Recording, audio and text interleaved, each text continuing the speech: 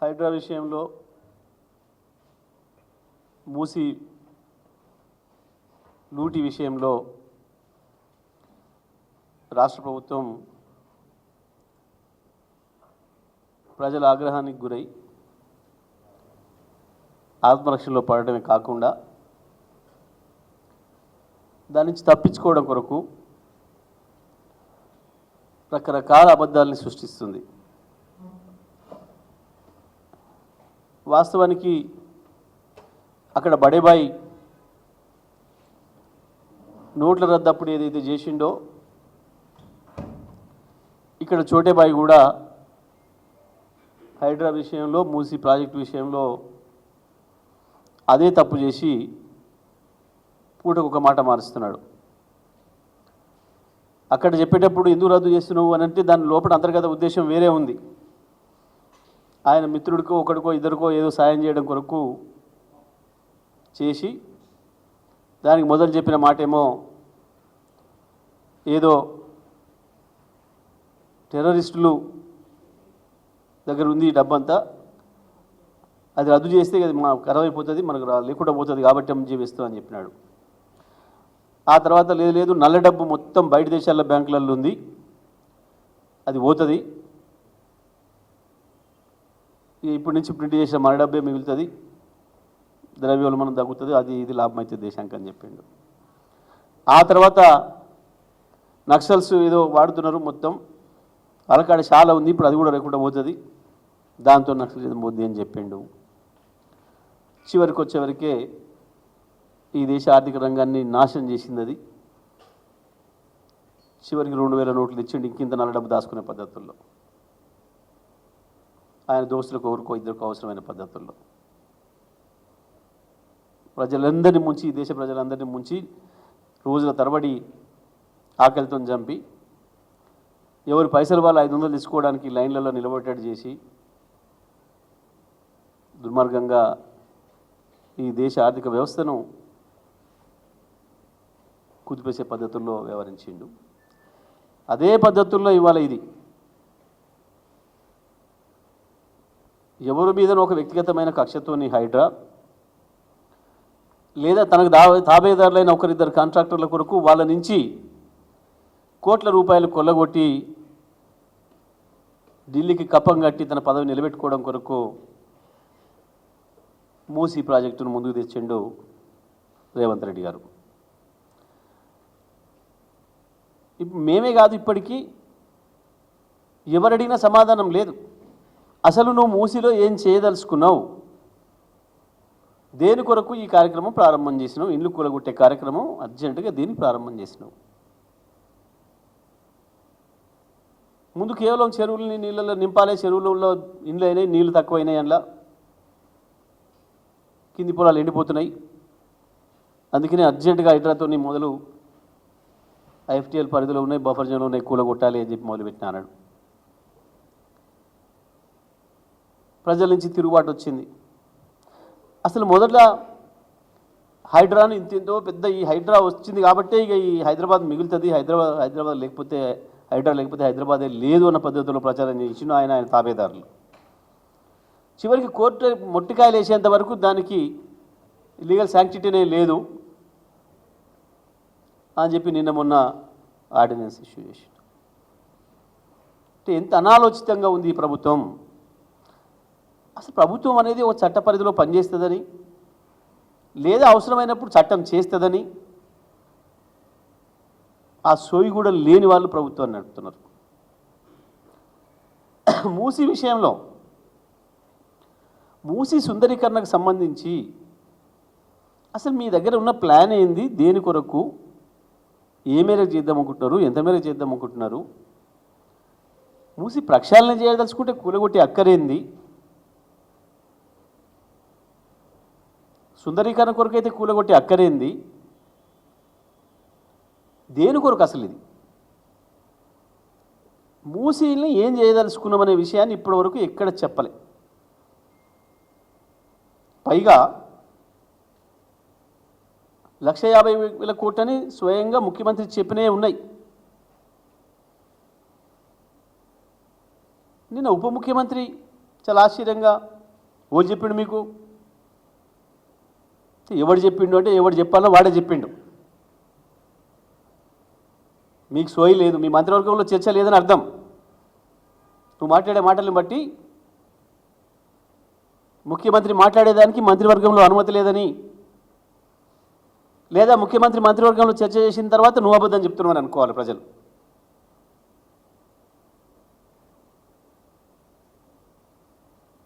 ఏది వాస్తవం ఉందా? బట్టి మెక్కున్నారుగా, ఇంత పెద్ద పోజులు కొడతావు, నేను ఇంత పెద్ద మేధావి నాకేరు కానీ ఇంత కాయిదాలు పట్టుకొస్తే ఇగో నేను నీకంటే 10 కాయిదాలు పట్టుకొచ్చిన చూడు. మొదలు పెడదామా చర్చ. 1956లో మీ చేతికి రాష్ట్రాన్ని ఇచ్చిన కానించి సకల దరిద్రాలకు మూలమైంది సమైక్య ఆంధ్రప్రదేశే. హైదరాబాదులో తెలంగాణలో సకల దరిద్రాలకు మూలమైంది. ఆ పాపం మీది, మీ కాంగ్రెస్ది. 56లో ఏముండే హైదరాబాదు? మూసి ఏముండే? చెరువులు ఎన్ని ఉండే? మూసిలో నీళ్ళు ఎంత స్వచ్ఛంగా ఉండే? 2014 నాటికి మూసి నీళ్ళ పరిస్థితి ఏంది? హైదరాబాద్ చెరువుల పరిస్థితి ఏంది? మొత్తమైపోయిన చెరువులెన్ని? ఆక్రమించబడ్డ చెరువులెన్ని? నీటి నిల్వ ఆనాడు ఎంత ఉండే? 2014 నాటికి నీటి నిల్వ ఏముండే? లెక్కలకు సిద్ధంగా ఉన్నావా? చర్చకు సిద్ధంగా ఉన్నావా? గూగుల్ మ్యాప్లు లేని కాలంలో వదిలేద్దాం, గూగుల్ మ్యాప్లు మొదలైన రోజు నుంచి తీద్దాం. ఇవన్నీ అవే, నిన్న నువ్వు చూపించిన వాటితో సహా. ఉన్నవా చర్చకు సిద్ధంగా? నువ్వు నిన్న ప్రకటించిన చెరువుల FTL ప్రకారమే ఇగో ఈ లిస్టు. వీటిని కూలగొట్టే దమ్ముందా? వీటి జోలు పోయే దమ్ముందా నీకు, నీ ముఖ్యమంత్రికి? నీకు, నీ ముఖ్యమంత్రికి వీటికి జోలి పోయే దమ్ముందా? ఏంటివి ఇవి? క్యాండ్యూర్ స్కైలైన్ ఫైనాన్షియల్ డిస్ట్రిక్ట్లో ప్రాజెక్ట్ అంతా FTLఏ. వర్టెక్స్ విరాట్ మియాపూర్ మామూలు 90% ప్రాజెక్టు దాంట్లోనే. సుమధుర ప్యాలెస్ రాయలే పుప్పాలగూడ ఆపోజిట్ అవతార్, ఇందులో మేజరు FTLఏ. సైబర్ సిటీ ఒరియానా ఒక టవర్ దాంట్లోనే. పూజా మ్యాజిక్ SMR వినయ్ వజ్రం హానర్ సిగ్నైటిస్ ఇవి ఇక కమర్షియలీ ఫినిక్స్ ఉన్నాయి, వైష్ణవి ఉన్నాయి, ఇట్లా ఒక్కటొక్కటి. మరి ఈ లెక్కన వీటన్నిటిని మీరు గులగొట్టుకుంటా పోతే ఇవాళ ప్రజాధనం, దాని మీద వెచ్చించబడిన ప్రజాధనం 1,00,000 కోట్లకు పైగా వృధా అయ్యే అవకాశం ఉంది. నిన్న మొన్న మీరు కూలగొట్టినే పాపం పేద ప్రజల ఇండ్లు, ఇప్పటికే 1000 కోట్లకు పైగా ప్రజల ఆస్తి నష్టపోయినాం. పాపం అన్ని అనుమతులు ఉండి నమ్మి, రిజిస్ట్రేషన్ అంటేనే ఒక నమ్మకం, మున్సిపాలిటీ పర్మిషన్ ఇచ్చిందంటే ఇంకా నమ్మకం, ఇక బ్యాంకింగ్ లోన్ ఇచ్చింది అంటే ఇంకా బేఫికర్ అని అనుకుంటారు పాపం ప్రజలు. ఇవన్నీ ఉన్న వాటిని కూడా ఎటువంటి నోటీస్ లేకుండా, ప్రజలకు ఊపిరి పీల్చుకునే అవకాశం లేకుండా, చిన్నపిల్లలు పుస్తకాలు తెచ్చుకోవడానికి కూడా మాకు అవకాశం ఇవ్వకుండా కూలగొట్టిర్రు అని చెప్పి ఏడుస్తుంటే సిగ్గు అనిపిస్తలేదా మీకు? ఒక పరిపాలకులుగా ఎంత దుర్మార్గంగా పిల్లలు, పెద్దలు, వృద్ధులు, ఆఖరికి నెలలు నిండిన గర్భిణీ స్త్రీలు వాళ్ళ ఆర్తనాదాలు, వాళ్ళ శోకాలు వింటుంటే మనసు అనేది ఒకటి ఉండాలి కదా. పైసల సంపాదన తప్ప మీకు ఇంకోటి అక్కర్లేదా? కేవలం చిన్నవాళ్ళని కొట్టి పెద్దవాళ్ళని భయపెట్టించి 100 కోట్లు వాళ్ళ కాడ వసూలు చేసుకొని మీ బొజ్జలు నింపుకుందామని అనుకున్న ఒక దుర్మార్గమైన పని తప్ప హైడ్రా ఇంకోటి కాదు. మూసి ప్రాజెక్టు అంతకన్నా ఇంకోటి కాదు. కేవలం కాసుల కక్కుర్తిపడి హైదరాబాద్ ఇమేజ్ని నాశనం చేసే ప్రయత్నం, పేదల బతుకుల్లో మట్టి కొట్టే ప్రయత్నం, ఇది జరుగుతుంది ఇవాళ ఈ ప్రభుత్వం నుంచి. సిద్ధమా బట్టి విక్రమార్క గారు చర్చకు? మీరు మంచి యాక్షనే చేస్తున్నాడు ఈ మధ్యన విక్రమార్క గారు. రేవంత్ రెడ్డిని మించిపోతున్నాడు అబద్ధాలు చెప్పడంలో, బుకాయింపులలో. పర్వాలేదు, సీఎం కుర్చీకి నాకు కూడా ఎలిజిబిలిటీ ఉంది అని అనిపించుకోవడం కొరకు చేస్తున్నట్టున్నావు నువ్వు. ఎందుకంటే మా అధిష్టానం ఇట్లా చెప్తేనే ఇచ్చింది కదా అవకాశాలు, అబద్ధాలు చెప్తే బుకాయింపులు చేస్తే నేను కూడా అవే నేర్చుకోవాలి కాబట్టి అని చెప్పి డబ్బులు సంపాదించడంలో కూడా పోటీ పడుతున్నట్టుంది రేవంత్ రెడ్డితోని. నిజమే, మంచి యాక్షన్ చేస్తున్నావు, కానీ మంచి పని చేయి. ఇటువంటి వాటికి కాదు, నీ ముఖ్యమంత్రిని రక్షించుకోవడం కొరకు కాదు నువ్వు చేయవలసిన ఈ యాక్షన్లు ఇవన్నీ కూడా. బుకాయింపులు దబాయింపులతో నడుతూ అనుకుంటున్నారు వీళ్ళు ప్రభుత్వాన్ని. ఉందా డిపిఆర్? బట్టి విక్రమార్క స్పష్టంగా సూటిగా చెప్పు. మూసి మీద మీ ప్రణాళిక ఏందో ఉందా? ఈ రోజు కూడా ఉందా?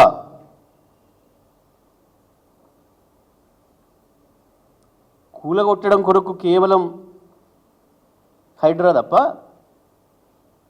నిర్మాణం చేయడానికి కావాల్సింది ఏందో ప్రణాళిక మీ దగ్గర ఉందా?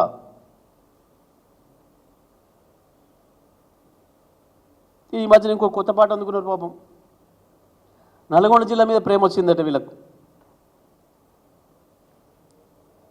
తాగే మూసి నీళ్లను మురికి నీళ్ళుగా మార్చింది మీరు. హుస్సేన్ సాగర్ ఒడ్డున నిలబడగలిగినరా? ఎవరన్నా సాయంత్రం పూట వచ్చి ట్యాంక్ బండి మీద కాసేపు కూర్చొని పోదాం, సేద తీరుదామని వస్తే ముక్కులు మూసుకోవాల్సిన పరిస్థితి. అక్కడ ఉన్న బోట్లో కాసేపు తిరుగుదామంటే ఇంటికి పోయేవరకే వాంతులు, విరోచనాలు, తలనొప్పి తప్ప ఇంకొకటి లేదు అన్నాడు. మూసి ఒడ్డున ఇక్కడి నుంచి అక్కడికి నిలబడే పరిస్థితి ఉండేనా? ఎవడు కారకుడు? మీ ముఖ్యమంత్రి పాత బాసు, కొత్త బాసులు,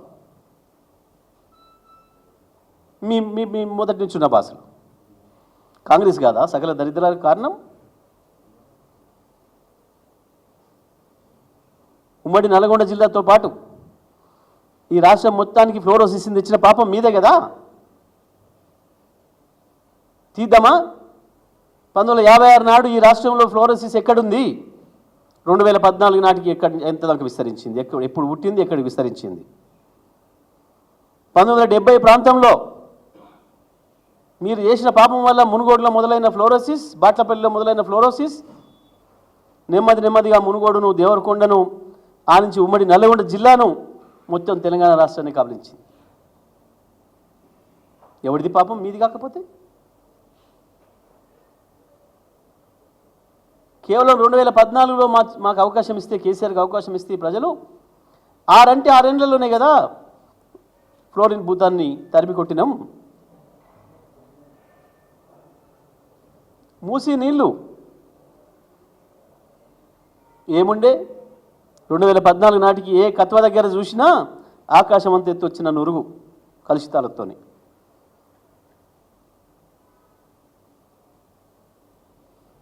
ఇప్పుడు కదా గత 5-6 సంవత్సరాలు కేటీఆర్ గారు పురపాలక శాఖ మంత్రి అయిన తర్వాత హైదరాబాద్ పైన ప్రత్యేకమైన దృష్టి పెట్టి ఈ మురుగునీటిని ఏ రకంగా ఆపాలి, ఈ కాలుష్యాన్ని ఏ రకంగా ఆపాలి, మీరు పెట్టిపోయిన పరిశ్రమల నుంచి వచ్చిన వ్యర్థాలు నాశనం చేస్తుంటే ఆ వ్యర్థాలని రానియకుండా చేయడం కొరకు మూసీలోకి దానికి ఒక ప్రత్యేకమైన కార్యాచరణ. హైదరాబాద్ నగరం మురికి నీరు ఏదైతే మూసీలకు పోయి కాలుష్యం చేస్తుందో ఒక్క చుక్క కూడా, ఒక్క లీటరు కూడా డ్రైనేజీ నీళ్లు చక్కగా మూసీలకు పోవద్దని చెప్పి దాని కొరకు 2000 MLD మురుగునీటిని పరిశుభ్రం చేయడానికి కావాల్సిన పద్ధతుల్లో మొత్తం ఎస్టీపీల నిర్మాణం జరిగింది కదా. మొన్న మా కేటీఆర్ గారి నాయకత్వంలో హైదరాబాద్ ఎమ్మెల్యేలు, రంగారెడ్డి జిల్లా ఎమ్మెల్యేలు అందరూ పోయి చూపించి చెప్పొచ్చారు, మీకు సోయి లేదు, సుందరీకరణ అంటే ఇండ్లు కూలగొట్టడం కాదు, గుడిసెల్ని కూలగొట్టి ఆకాశ ఆర్మయాలు కట్టడం కాదు,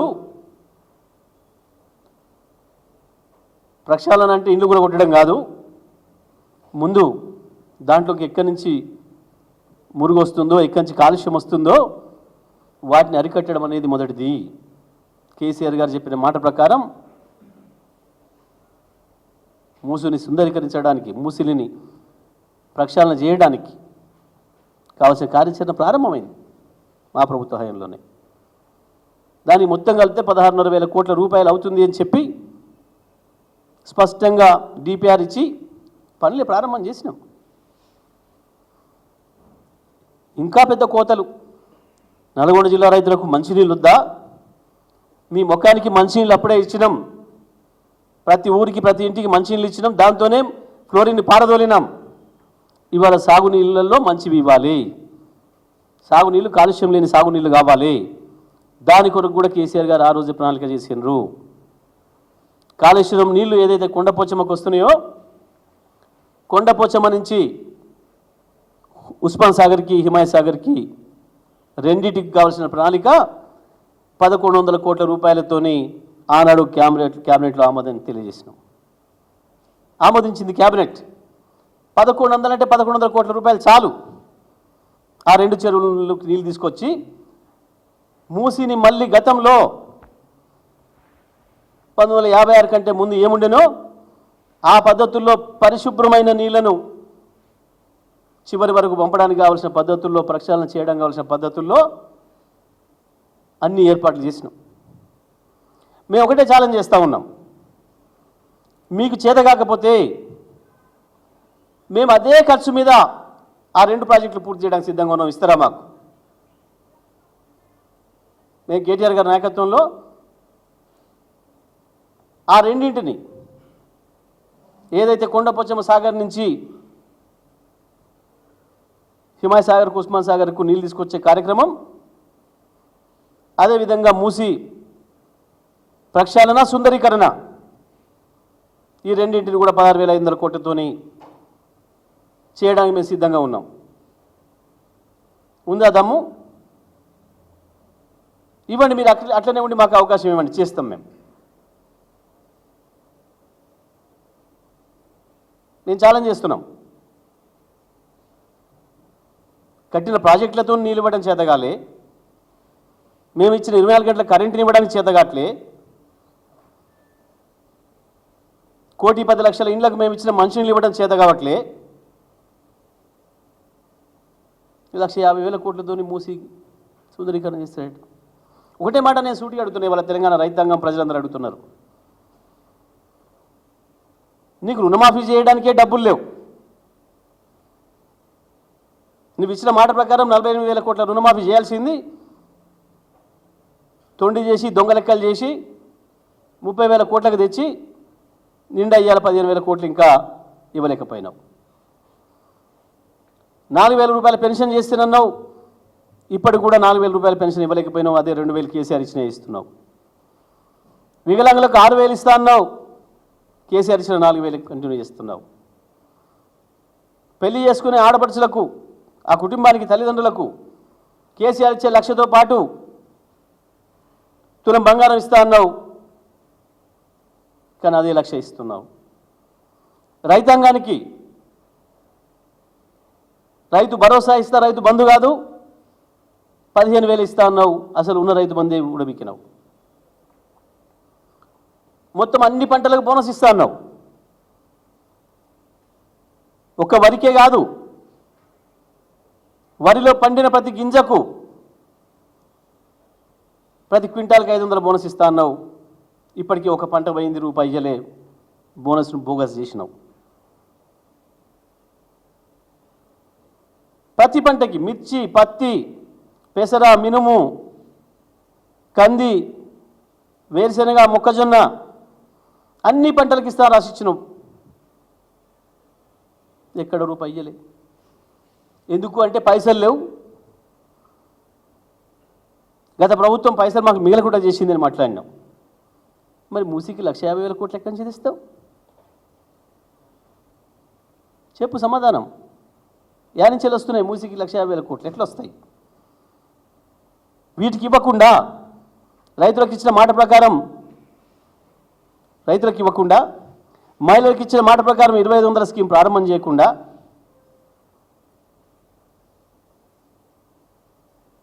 ఆటో కార్మికులకు ఇస్తున్న 12,000 రూపాయలు ప్రారంభం చేయకుండా, వ్యవసాయ కూలీలకు, భూమి లేని వ్యవసాయ కూలీలకు ఇస్తున్న 12,000 రూపాయల పథకం ప్రారంభం చేయకుండా, అసలు హాస్టల్లో చదువుకున్న పిల్లలకి అన్నానికే డబ్బులు ఇవ్వకుండా ఇప్పటికి 26 మంది పిల్లల్ని చంపినావు. మూసీలో 1,50,000 కోట్ల కుంభకోణానికి పథకం ప్రారంభం చేసినావు. ఏడికెళ్ళి తెస్తావు చెప్పు డబ్బులు? వాటికి ఎందుకు ఇవ్వవు, దీనికి ఎందుకు పెడతావు? కారణం చెప్పు. ఎందుకంటే అందులో కమిషన్లు రావు.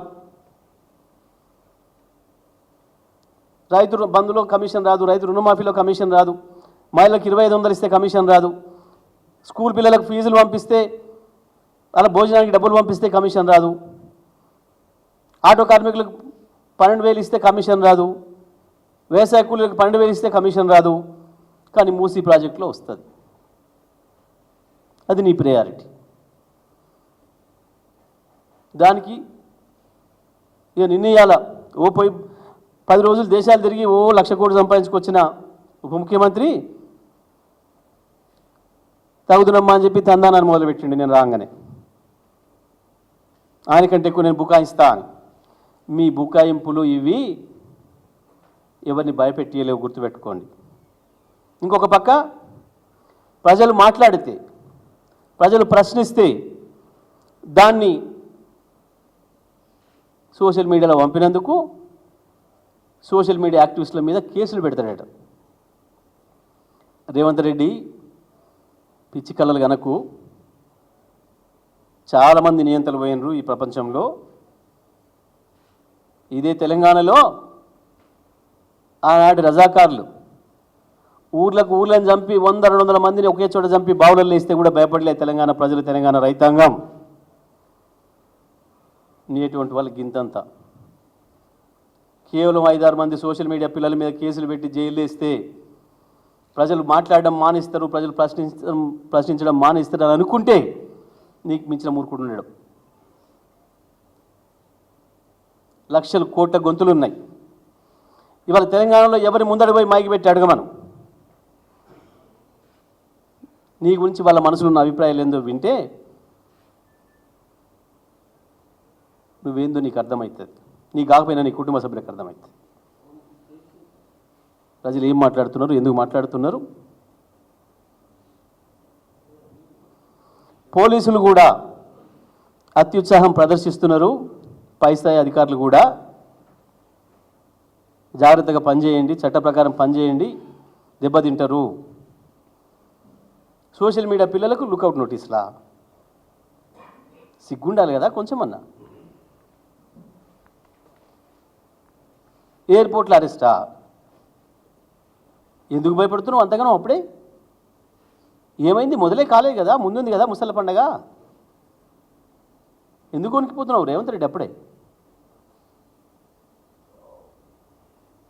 ఒక 5-6 సోషల్ మీడియా పిల్లల్ని భయపెట్టియంగానే ఈ ప్రపంచం ప్రశ్నించడం మానేస్తుందా? ఆపగలుగుతావా? ఏ ప్రచారాలు లేనాడు, ఏ ప్రసార మాధ్యమాలు లేనాడు ఉత్తరం రాసి పంపడానికి కూడా చదువురాని కాలం నాడు గప్పుడే భయపడలే మానవ జాతి తిరుగుబాటు చేయడానికి. పెద్ద పెద్ద నియంత్రణల్ని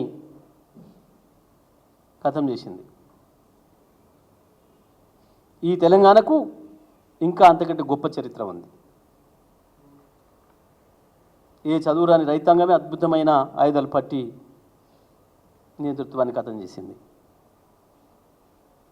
నువ్వేందో నీకు తాబేదారులైన పోలీసు అధికారులు ఒకరిద్దరు నువ్వు చెప్పింది ఆడుతున్నారు, చట్టాన్ని వ్యతిరేకంగా అని చెప్పి నువ్వు అనుకుంటున్నావు. కానీ అది కూడా ఆపలేవు. నువ్వు ఎన్ని బొంకినా, నువ్వు ఎన్ని బుకాయింపులు చేసినా, మూసి పేరు మీద నువ్వు ప్రజలకు ఏదైతే ద్రోహం పెట్టినవో ప్రజల ఇండ్లు కూలగొట్టడానికి, వాళ్ళ బతుకుల్ని నాశనం చేసి నువ్వు డబ్బులు దండుకోవడానికి ప్రయత్నం చేస్తున్నావో అది ఎట్టి పరిస్థితులు కూడా జరగనియదు తెలంగాణ సమాజం. తప్పకుండా వాళ్ళ ఎమ్మటి బీఆర్ఎస్ పార్టీ ఉంది, కేసీఆర్ ఉన్నాడు, వాళ్ళని కాపాడుకుంటాం. మీ బండారం బయట పెడతాం, ప్రజల్లో మిమ్మల్ని దోషులుగా నిలబెడతాం.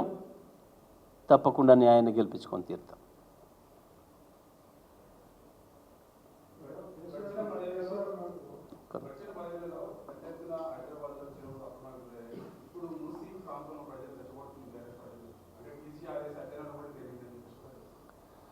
నేను చాలా స్పష్టంగా చెప్తున్నా, 1956 నుంచి ఇప్పటి వరకు మొత్తం హైదరాబాద్లో ఉన్న చెరువులేంది, తెలంగాణలో ఉన్న చెరువులేంది, మూసి పరివాహక ప్రాంతం ఆ రోజు ఏముంది, 2014 నాటికి ఏముంది, 14 తర్వాత ఏముంది, చర్చకు మేము సిద్ధం. నువ్వు వస్తావా చెప్పు బట్టి, ఎవరు వస్తారు మీ తరఫున? ముఖ్యమంత్రి వస్తాడా, నువ్వు వస్తావా? మేము సిద్ధంగా ఉన్నాం.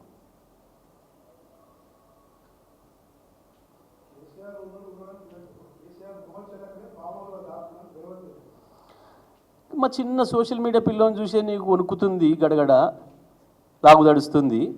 కేసీఆర్ కావాలా దానికి? ఇంక ఇప్పుడే కేసీఆర్ కావాలా దానికి?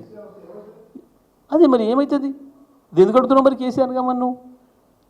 మా దానికి కూడా అక్కర్లేదు. మా చిన్న సోషల్ మీడియా పిల్లోడు బెంగళూరులో అరెస్ట్ చేసుకున్న వాళ్ళు కోర్టు నోటీసులు ఇచ్చి నీకు అప్పుడే కేసీఆర్ తొంకరావాడదా? మా అన్నీ దాడితే కదా, మళ్ళీ ఎవరిసరి దాడితే కదా కేసీఆర్ దగ్గర పోయేది నువ్వు.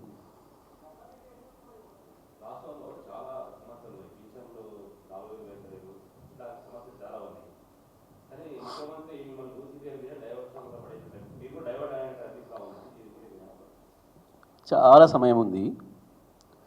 ముఖ్యమంత్రి మమ్మల్ని హైదరాబాద్ పేరు మీద, మూసీ పేరు మీద మమ్మల్ని డైవర్షన్లో పడేలే. ఒక దాంట్లో నుంచి బయటపడడం కొరకు ఇంకోటి సృష్టించుకొని డైవర్షన్ పాలిటిక్స్ చేసినానని అనుకుంటున్నాడు ఆయన. కానీ ఎక్కడికి పోవు, ఏది మర్చిపోరు ప్రజలు. అన్ని లెక్క రాస్తారు, అన్ని లెక్క రాస్తారు ప్రజలు. ఎక్కడికి పోతారు? ఇంకా సమయం ఉంది కదా.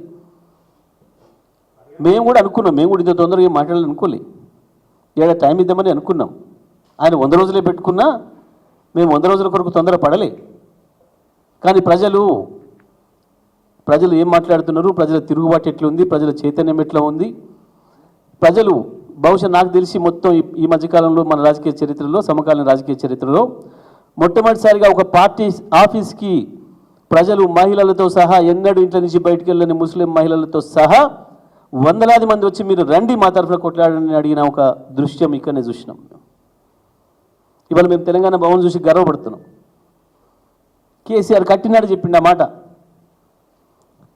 తెలంగాణ భవన్ అంటే కేవలం ఒక బంగ్లా కాదు, ఇది తెలంగాణ ప్రజల ధైర్యానికి ప్రతీక, ఆత్మగౌరవానికి ప్రతీక, తెలంగాణ ప్రజలకు అండ ఇది అనే మాట కట్టినాడే చెప్పిండు. ఇవాళ మేము ఆ వచ్చే ప్రజలను చూసి మేము నిజంగా కూడా గర్వపడుతున్నాం.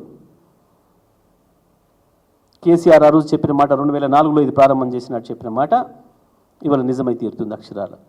ఈ రాష్ట్ర ప్రజలు ఎక్కడ దోపిడికి గురైనా, మోసానికి గురైనా, ఈ ప్రభుత్వం చేత ద్రోహానికి గురైనా ఇది మాకు ఒక కేంద్రం ఉంది అనే భావన, ఆ భరోసా ఇవ్వడం అనేది నిజం కూడా మేమందరం కూడా బీఆర్ఎస్ పార్టీ కార్యకర్తలు గర్వపడుతున్నాం.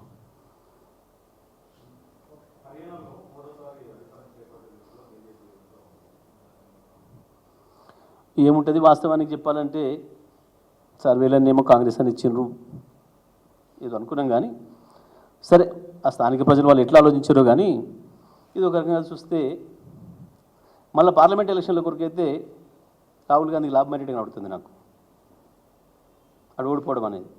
ఎందుకంటే ఆడ గెలిస్తే ఈ రేవంత్ రెడ్డి లెక్కనో, సిద్ధరామయ్య లెక్కనో ఈ స్కామ్ల సార్లు వచ్చి ఆడ కూడా కథం చేద్దాము ఆ కాంగ్రెస్ పార్టీని. ఈడ ఉంటుందా? ఈడ పాతాళంలో పోదు మళ్ళీ పార్లమెంట్ ఎలక్షన్ల వరకు. పాపం అదృష్టవంతుడైనట్టుండే ఆయన అక్కడ. వాళ్ళు ఏం ఆలోచించారో కానీ నాకైతే రాజకీయ విశ్లేషణ చేస్తే గిట్ట కనపడదు.